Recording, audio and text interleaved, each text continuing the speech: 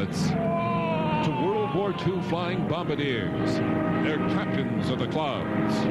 Get up. James Cagney is a fighter pilot who's better with a bomb than with his fist. A daredevil whose dream to fly Take a deep breath. is shattered. The court sentenced the accused to be dismissed from His Majesty's service. James Cagney Week concludes Friday at 8 on Channel 5. This news update is brought to you by Toyota, who invite you to see the Celica Supra pace the 1983 Toyota Grand Prix of Long Beach, March 27th. Oh, what a feeling. Toyota. We're going to have an update on all the sports news. Joe Butita is on assignment tonight, and here's Larry. Okay, thank you, Hal. As far as the Lakers are concerned, Erwin Johnson really is magic. The Los Angeles guard once again scored in double figures while grabbing 11 rebounds as the Lakers beat Phoenix 104-95. Early on in the game, the Suns worked the famous old give and go. Alvin Adams to Dennis Johnson. The lay-in. Johnson finished with 23 on the night. The Laker coach Pat Riley looking on. The Magic Man went into his bag of tricks. High arch, bank shot. Leading the way for the Suns, big Larry Nance. He had 21 on the night, 2 coming on this reverse slam. Phoenix by 2 at this point. But when the going gets tough, the Lakers go to the fast break. Magic to Worthy, to Jamal. 23 for Jamal tonight. With Bob McAdoo out, it's Dwight Jones picking up the slam with the slam. And one slam deserves another, I guess you could say. Phoenix's Alvin Adams at the other end. That ties the game. Now it's time for the Magic Man. Johnson with the intercept. The great save. Leads to a super slam by super rookie James Worthy. LA by 5 there. The finishing touch. Magic Johnson with the off-balance jumper. Magic finishes with 25, 11 assists, 8 boards. Worthy adds 21 as the Lakers roll to their 5th straight win, 104-95 over the Phoenix Suns. At the Spectrum, Philly tonight. Another typical game for the Sixers. Moses Malone, 28 points, 2 on that jumper. But it was the Celtics who had the lead in the third quarter. Cedric Maxwell with the lay-in on the break here. Boston by 4 right there. The game's high scorer was Philly's Andrew Toney. Big night, 33 points, 12 coming in the last quarter. Meantime, the Green Wave led by who else? Larry Bird, who cashed in on a 76er turnover at a slam dunk. He had 30 points tonight. But in the end, it was just too much Philly as Reggie Johnson, who was filling in for the injured Dr. J, hit for 2 from the baseline. Final score, Philly 105, Boston 100. The Sixers are now 55-9, and what a season they're having. The Mecca, Milwaukee, the New York Knicks continue to knock out all opponents, but that didn't stop Marcus Johnson from adding 2 of his 17 on that jumper. Billy Cartwright with a block. Bernard King finishing it off with a layoff in the fast break. Brian Winters, who can really shoot it, trying to keep the Bucks close with a baseline jumper right there. But when you're hot, you're hot. Ask Bill Cartwright about all of that after his slammer here. And in case you missed it that time, here's another chance. The Knickerbockers win their 7th straight and 21st of their last 25 games, and the guys from Gotham are hot. The Atlanta Hawks hosted the Washington Bullets tonight. Rick Mahorn with an easy layup right here. That opens up the game, gives the Bullets an early 6-zip lead. But the Hawks fought back with 13 seconds left, and the Bullets up by 3. Wes Matthews sinks a 3-point effort. There he is, way out there. And at the end of regulation, it's a tie, 80 all. Overtime now. The Johnny Davis Show. He tallies 10 of his 22 in the extra session right there. Washington could only score 1 point in the whole overtime as the Hawks win their 7th straight game at home. Another hardwoods tonight, the New Jersey Nets handed Cleveland yet another loss.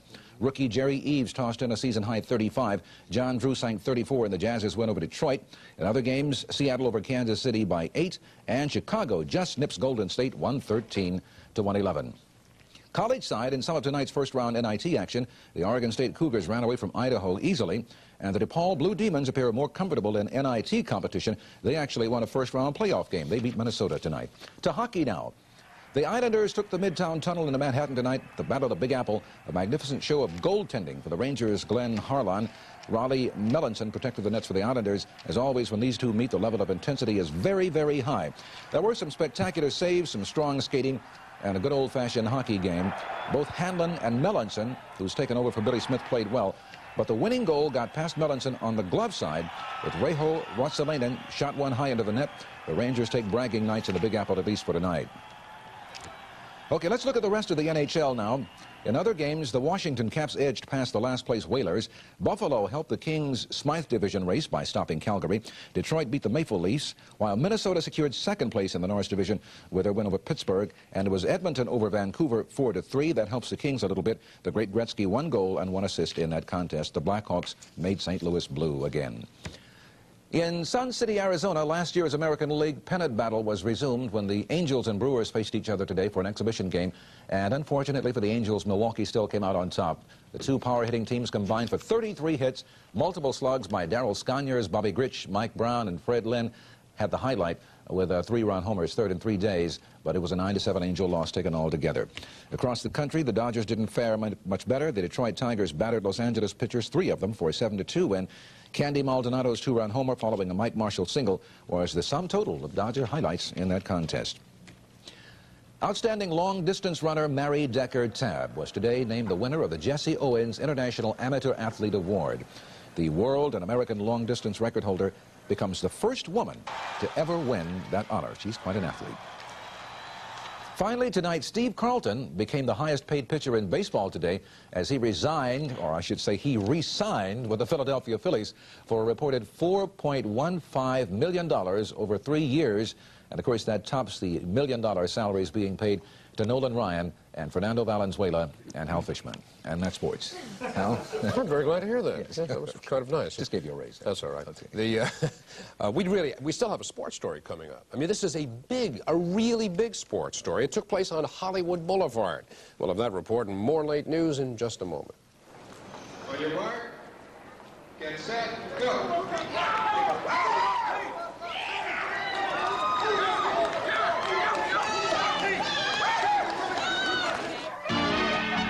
Introducing a dog's best friend, a 1983 Toyota 4x4 with a kind of sure-footed four-wheel drive that gets you almost anywhere, anytime. Its big, powerful 2.4-liter engine has more than enough muscle to make the almost impossible passable. The Toyota 4x4. Somebody did it right.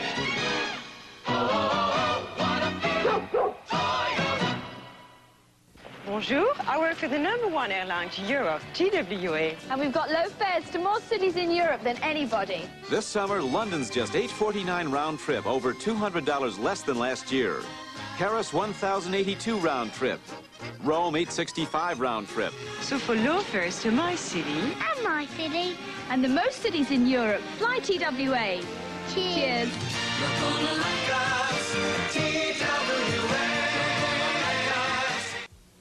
Is it cream or non-dairy mocha mix? Your taste can't always tell. But you'll always know there's no cholesterol. Mocha mix.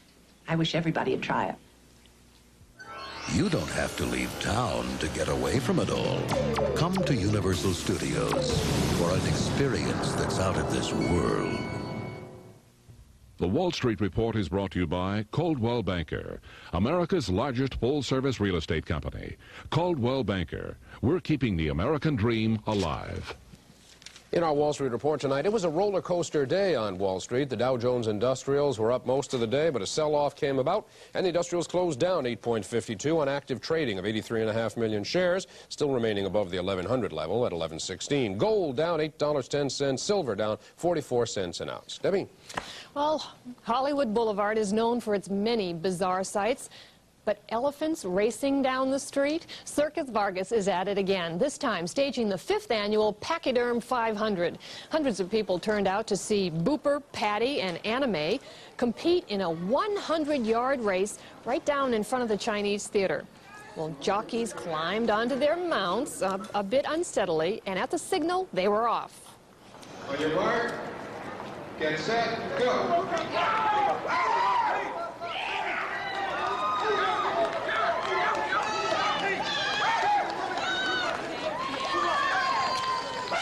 And Circus Vargas will be in Southern California until the middle of next month if you'd like to see those pachyderms in person.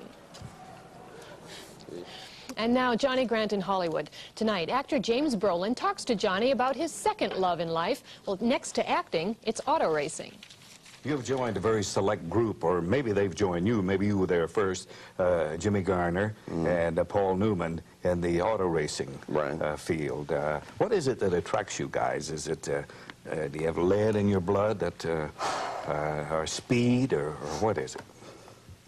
Well, I'll tell you, I don't know that I'd ever done anything as, I mean, I've never jumped from a plane, but it's one thing to jump from a plane and it's over with, and maybe in a month or two you jump again. But there's something about that continuing pressure of a race, whether it's a 24-hour race or that you're in the car every 3 hours for 2 hours, you know what I mean? 3 drivers change. Or you have the pressure on for an hour and a half. But I found not only learning the technique, the refined technique, but also the fact that most likely your life was at stake, that my thinking became so crystal clear like I've never felt before, and continues every time I get in a car and feel practiced. I think if I'm not practiced, I just feel confused and I'm not with the program. But if I have the ability to practice in a car and I'm ready for a race, everything is so crystal clear, and it's like the finest shoesing or skiing, downhill skiing, where everything works in a wonderful balance. And I haven't done anything else that quite feels like that. Thank you, Jim. James Brolin, and I'm Johnny Grant in Hollywood. And in just a moment, we're going to take a hippity-hop to a bagel shop where they're actually making green bagels for St. Patrick's Day.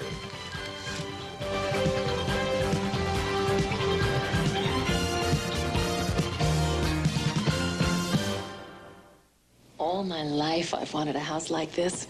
It's everything I've ever wanted. This porch, this view. This squirrel.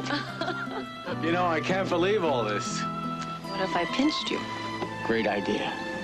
At Coldwell Banker, we know finding the right home is more than bricks and mortar. It's a dream come true.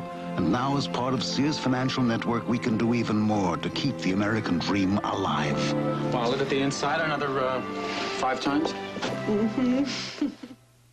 You'll save today at Zodi's. It's Zodi's fantastic outdoor action sale with bargains for the active family, like these delightful short-sleeve plaid shirts, styles with 1 or 2 pockets, rounded or pointed collars, button fronts. Easy care polyester cotton, too. Take your pick at the Zodi's special purchase price of only $4.99 each. And to complete your outfit, Zodi's brings you these 100% cotton denims. Choice of front scoop or coin pockets with heavy fashion embroidery on the back pockets. Compare at $14.99. Now they're just $8.99 a pair. Everybody saves at Zodi's.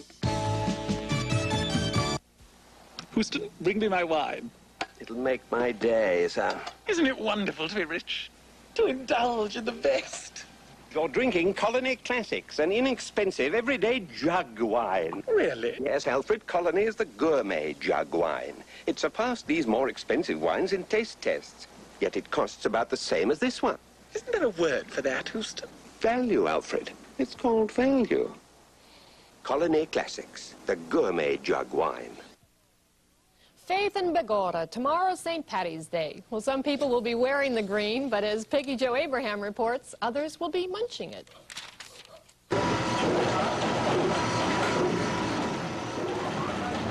No, this isn't some prop for a horror movie. It's actually the beginning of a bagel. A green bagel, to be exact. In honor of what else? St. Patrick's Day. The folks here at Western Bagel have been making these green trees for the past 6 years. The simple-looking bagel actually goes through a complicated process before it's ready to eat. After the dough balls are shaped, they must rise for several hours, be frozen for a day, dipped in a vat of boiling water, and finally put in the oven. Owner Steve Houston says the green bagels are always a popular item. We prefer if people can order them in advance so that we have some kind of idea how many green bagels we have to produce. Last year we almost ran out of them. We made over 1,000 dozen green bagels last year, and so we kind of like to have some kind of idea. And the customers gave testimony to their popularity. Like 2 dozen of the green St. Patrick's Day bagels, please. Okay, can I ask you, have you had these green bagels before? Every St. Patrick's Day I buy green bagels, and I'm taking these to my wife's work at Wallace Berry in Van Nuys.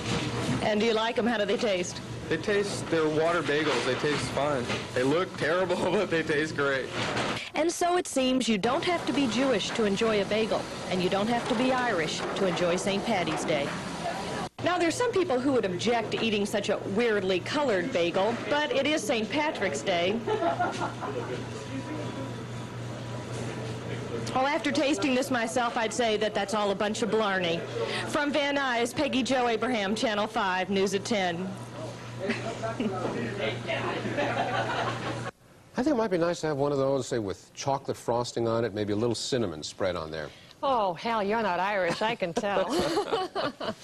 Well, so much for Sean Nussbaum's Bagels. We'll be back tomorrow, and from all of us to all of you, a very good night.